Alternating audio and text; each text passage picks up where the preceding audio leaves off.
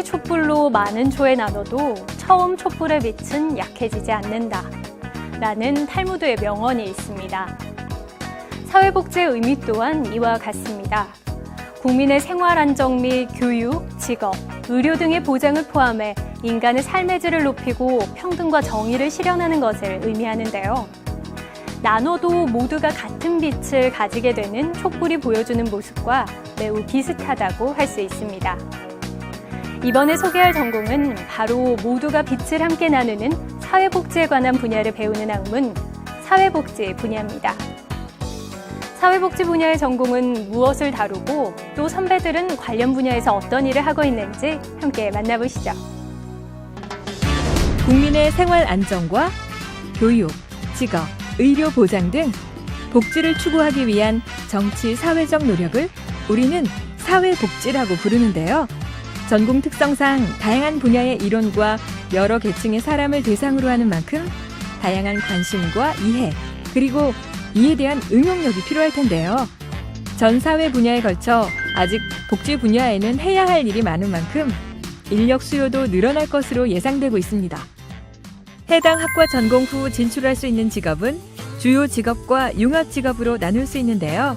주요 직업은 졸업 후 주로 진출할 수 있는 직업 혹은 해당 전공 특성과 밀접한 관련이 있는 직무를 수행하는 직업을 의미합니다. 또 융합 직업은 현재 전공을 기초로 하여 타 분야의 지식과 기술, 역량을 추가로 습득하여 진출 가능한 직업을 말하는데요. 사회복지학 전공 후 진출할 수 있는 다양한 직업 중 주요 직업인 청소년 상담사, 임상심리사, 그리고 융합 직업인 취업지원관으로 일하고 있는 선배님들을 만나보도록 하겠습니다. 그럼 먼저 사회복지학 분야의 관련 지식을 기반으로 심리학 분야의 지식, 기술, 자격을 융합하여 취업지원관으로 일하고 있는 선배님을 만나볼까요?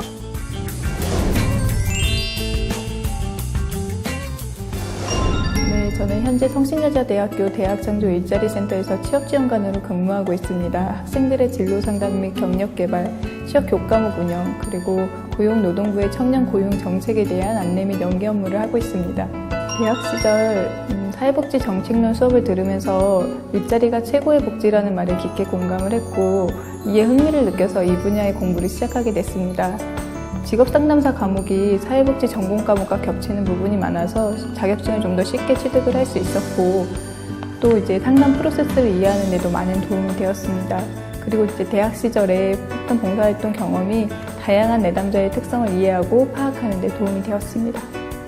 올 초 최고의 이슈가 되었던 뉴스 중 하나가 청년 실업이 아닐까 싶습니다. 그만큼 청년 실업이 중요한 국제 과제가 되었고 또 대학 운영에 있어서도 취업률이 차지하는 비중이 크기 때문에 앞으로도 취업 상담의 필요성은 점점 더 커질 것으로 보입니다. 취업지원관의 업무는 상담, 강의, 프로모션, 외부 협력, 알선 등 매우 다양합니다. 그렇기 때문에 상담 경력을 쌓는 것만큼이나 이제 다양한 경험을 하는 것이 중요하다고 생각합니다. 제 경우에는 이제 대학 시절에 한 복지관에서 2년 동안 꾸준히 봉사활동을 하면서 프로그램 진행 보조 업무를 했던 경험이 이제 학생들과 라포를 형성하고 또 프로그램을 진행하는 데 많은 도움이 되고 있습니다. 이 밖에도 꾸준한 자기개발과 인내심, 그리고 스트레스 감내성, 무엇보다도 내담자에 대한 마인드가 중요합니다. 다시 한번 강조하고 싶은 것은 이 직업상담의 영역은 단순 일자리 알선이라는 측면을 넘어서 한 사람의 인생에 굉장히 중요한 영향을 미칠 수 있는 일이기 때문에 책임감이 큰 직업입니다. 그렇기 때문에 그냥 학교를 졸업하고 바로 신입으로 지원하는 것보다는 다양한 분야에서 다양한 경험과 역량을 쌓으신 뒤에 지원을 하시는 것이 내담자와 상담자 모두에게 더 좋은 길이라고 생각합니다. 다음은 사회복지학 관련 지식을 기반으로 진출할 수 있는 청소년 상담사로 일하고 있는 선배님을 만나보겠습니다.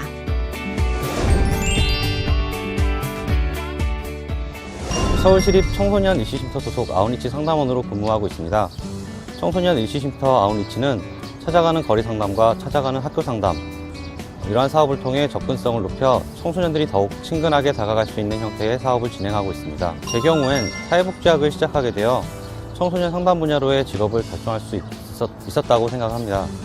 사회복지라는 부분이 너무 다양하다 보니 처음에는 어떤 분야로 진출해야 할지 결정하지 못했지만 여러 사회복지 분야를 공부하고 체험함으로써 저에게 맞는 분야는 청소년 관련임을 확실히 알게 되었습니다. 이후 청소년학을 추가로 배우면서 청소년 관련 전문성을 가질 수 있도록 노력했고 사회복지사와 청소년 지도사, 청소년 상담사 등의 관련 자격증을 취득하여 일을 시작할 수 있었습니다.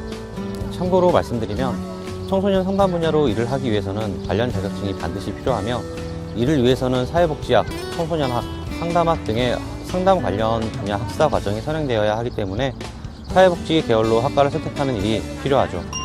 사회복지 관련 분야의 직업들이 전반적으로 사명감 없이 일을 하기에는 열악한 부분이 많습니다. 근무 여건이나 임금 수준도 생각보다 높지 않고요. 상담이라는 분야가 사람의 감정을 다루다 보니 상담사의 소진도 생각보다 클 수 있습니다. 그에 비해 자격 요건과 배움은 꾸준히 유지해야 하는 직업이기도 합니다.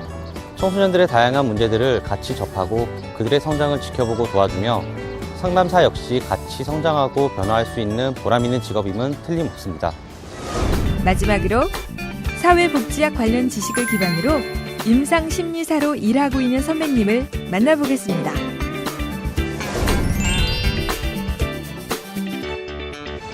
청소년 기관에서 근무하고 있고요.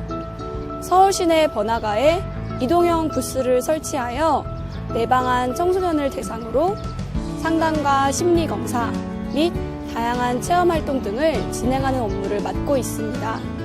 제 전공은 심리학입니다.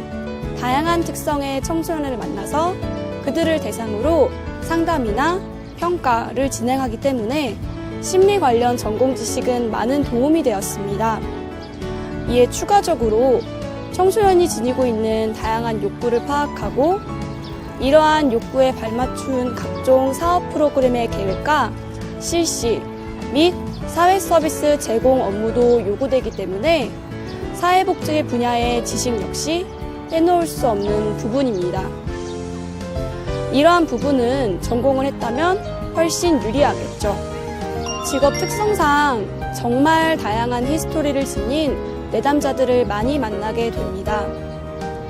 그들이 지닌 심리적 문제에 보다 적절하게 또 효과적으로 접근하기 위해서 지속적인 공부와 각종 슈퍼비전, 수련 또한 받아야 합니다.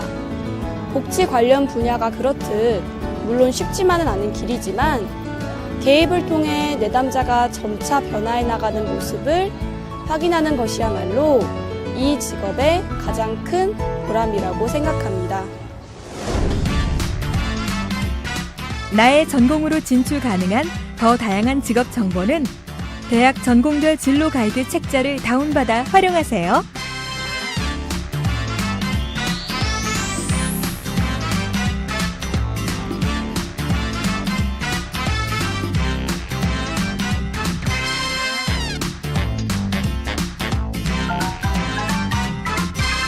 사회복지 관련 업무는 사람들 속에서 해야 하는 일인 만큼 다양한 사람들을 만나는 경험을 즐겁게 할 수 있어야 하고 그리고 학문에 대한 관심과 응용력이 필요하겠죠.